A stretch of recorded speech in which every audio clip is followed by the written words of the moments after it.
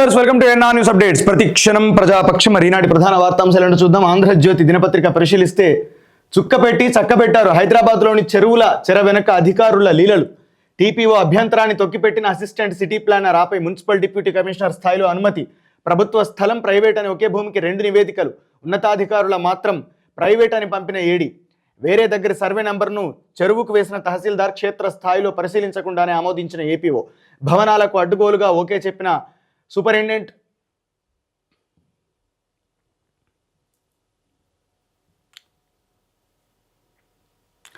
ఆరుగురు అధికారులపై క్రిమినల్ కేసులు. హైడ్రా సిఫార్సు, శాఖాపర చర్యలకు నివేదన.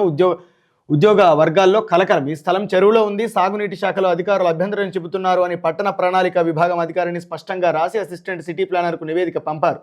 కానీ ఆయన తన అభిప్రాయం చెప్పకుండా కేవలం చుక్కబెట్టి మున్సిపల్ డిప్యూటీ కమిషనర్కు చేరవేశారు. అంతే, ఎండీసీ స్థాయిలో భారీ భవనాల నిర్మాణానికి అనుమతులు వచ్చేసాయి. ఇక్కడ చక్కగా అధికారులు తమ యొక్క హస్తలాఘవాన్ని చూపించి మరి అవినీతికి మరిగి ఇట్లాంటి అనుమతులకు కారణమయ్యారు.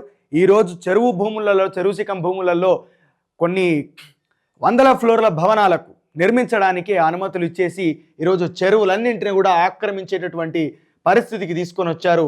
ఇట్లాంటి హైడ్రానే ఒక యాక్ట్ తీసుకొచ్చి ఈ విధమైనటువంటి చర్యలు తీసుకునేలాగా ఒక లేక్ సిటీగా పేరు పొందినటువంటి హైదరాబాద్ని ఈరోజు ఇంత దారుణంగా ఆ పేరును పూర్తిగా తొలగించే విధంగా అధికారులు ప్రవర్తించినటువంటి తీరు, ఇప్పుడు సరిదిద్దుకోలేనటువంటి తప్పులు చేసినటువంటి తీరు నిజంగా కలకలం రేపుతా ఉన్నది. హైడ్రా పేరిట అక్రమాలకు పాల్పడితే కఠిన చర్యలు, వసూళ్లపై దృష్టి పెట్టాలని ఏసీబీకి సీఎం ఆదేశం. జనవాడ ఫామ్ హౌస్ వద్ద సర్వే పూర్తి. ఔటర్ పరిధిలోని ఆక్రమణలకు ఇక హైడ్రా నోటీసులు. విధి విధానాలు రూపొందిస్తున్నాం. సిఎస్ పిటిషనర్ల వాదనను తహసీల్దార్లు వినాలి. కావున కావూరి హిల్స్ పిటిషన్లో హైకోర్టు ఆదేశాలు.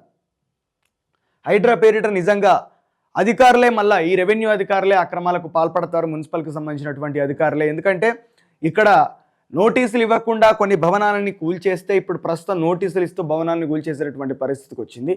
ఇట్లా ఉండేసరికి ఏంటంటే చాలామంది డబ్బు కలిగినటువంటి వ్యక్తులు సూట్ కేసులు పట్టుకొని నిలబడే ప్రయత్నం చేస్తూ ఉన్నారు. సీఎం ఆఫీస్ అయితే సీఎం ఆఫీసు, రెవెన్యూ ఆఫీస్ అయితే రెవెన్యూ ఆఫీసు, మున్సిపల్ ఆఫీస్ అయితే మున్సిపల్ ఆఫీసు.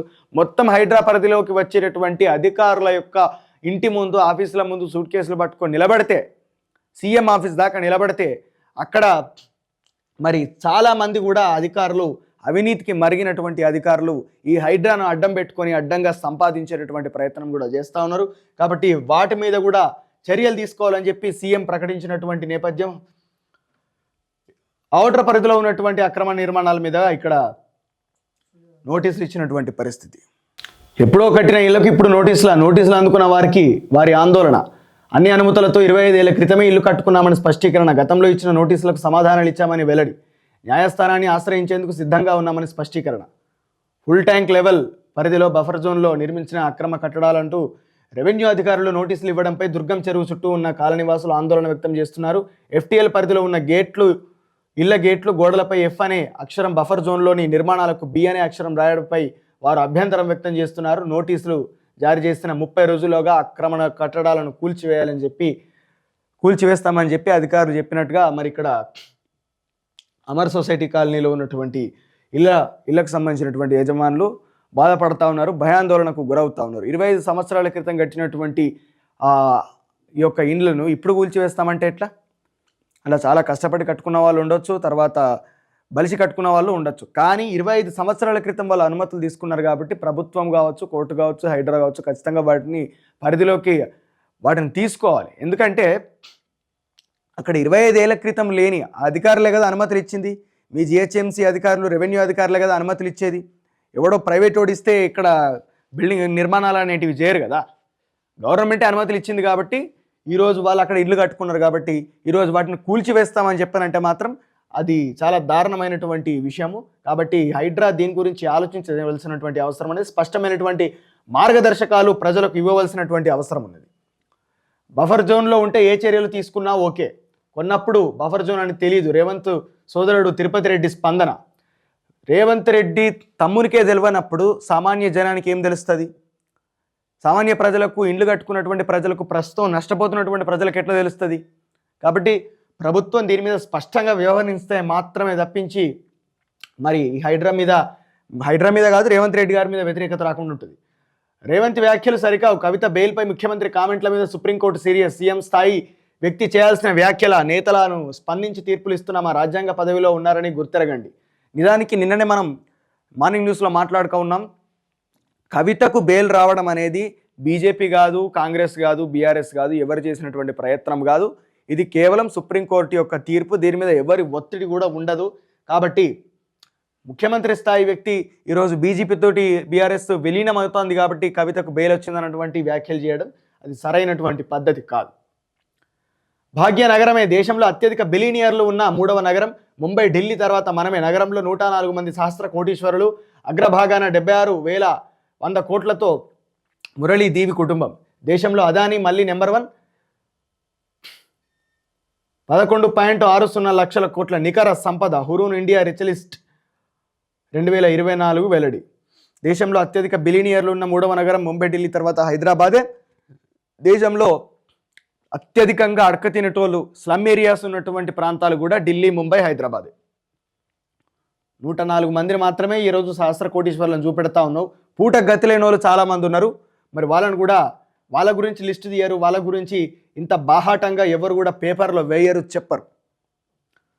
హంగర్ ఇండెక్స్లో 111వ స్థానానికి భారతదేశం చేసుకుంటే ఇన్ని రోజుల నుంచి ఆంధ్రజ్యోతి లోపట కావచ్చు, ఈనాడు పేపర్ లోపట కావచ్చు, మరి దాని గురించినటువంటి వార్త మనం ఏ రోజు కూడా చదువుకున్నటువంటి పరిస్థితి. ఉచ్చు బిగుస్తోంది. ముంబై నటి కేసుపై ఏపీ సర్కార్ సీరియస్. విచారణాధికారిగా ఏసీపీ స్రవంతి రాయ్ నేడు విజయవాడకు కాదంబరి జత్వాని వేధింపులపై వాంగ్మూలం ఇచ్చే అవకాశం. 1న ఏపీ పోలీసులపై ముంబైలో ఫిర్యాదు. తాజాగా విజయవాడ సిపికి ఆన్లైన్లో. నటితో సెటిల్మెంట్ కోసం ఐఏఎస్ పలుమార్లు ముంబై వెళ్లిన అధికారి జిందాల్ మీద కేసు వాపస్. చర్చలు ససేమీరా అనడంతో కాదంబరిపై ఇక్కడ కేసు నమోదు. అట్లా కేసు ఎవరు కేసు పెడతారో వాళ్ళ మీదనే కేసు అయ్యేటటువంటి ఇట్లాంటి చర్యలు, ఇట్లాంటి ఘటనలు కేవలం భారతదేశంలో, భారతదేశ పోలీసు రాజకీయ వ్యవస్థలో మాత్రమే జరుగుతుంది. టిమ్స్ వ్యయం పెంపుపై విజిలెన్స్ విచారణ ఆదేశించిన ముఖ్యమంత్రి రేవంత్ రెడ్డి. అల్వాల్ టిమ్స్ అంచనా వ్యయం 1197 కోట్లకు చేరడంపై సీఎం ఆరా. వరంగల్ ఆసుపత్రి స్థలం మార్టిగేజ్పై నివేదిక ఇవ్వాలని ఆదేశాలు. వీటి మీద నివేదికలు కావాలి. ఇవి మాత్రం ప్రవేశపెట్టినటువంటి బడ్జెట్ కంటే మించకూడదు. మీకు అవసరానికి వచ్చేటి ప్రజలకు అక్కర్రా అనేటువంటి పథకాలు మాత్రం ఎంత మించిపోయినా కూడా వాటికి అప్పు చేసి మరీ పెడతారు. ఇది కదా ప్రజలకు కావాల్సింది, వైద్యం కదా. కేవలం 11,000 కోట్లు వైద్యానికి కేటాయించినటువంటి రాష్ట్రం మనదే కావచ్చు. కుమార్తెను చూసి భావోద్వేగం. బీఆర్ఎస్ అధినేత కేసీఆర్ కళ్ళల్లో నీళ్లు. ఎర్రవెల్లి ఫామ్ హౌస్కు కవిత, తండ్రితో ఆలింగనం, పాదాభివందనం. దరిద్రం ఏంటంటే ఇది కూడా ఒక వార్త అవ్వడం. ఇవి ఈనాటి ప్రధాన వార్తాంశాలు. ఇలాంటి న్యూస్ కోసం లైక్ చేయండి, షేర్ చేయండి, సబ్స్క్రైబ్ చేయండి. Stay tune to NR news updates. ప్రతి క్షణం ప్రజాపక్షం. Thank you.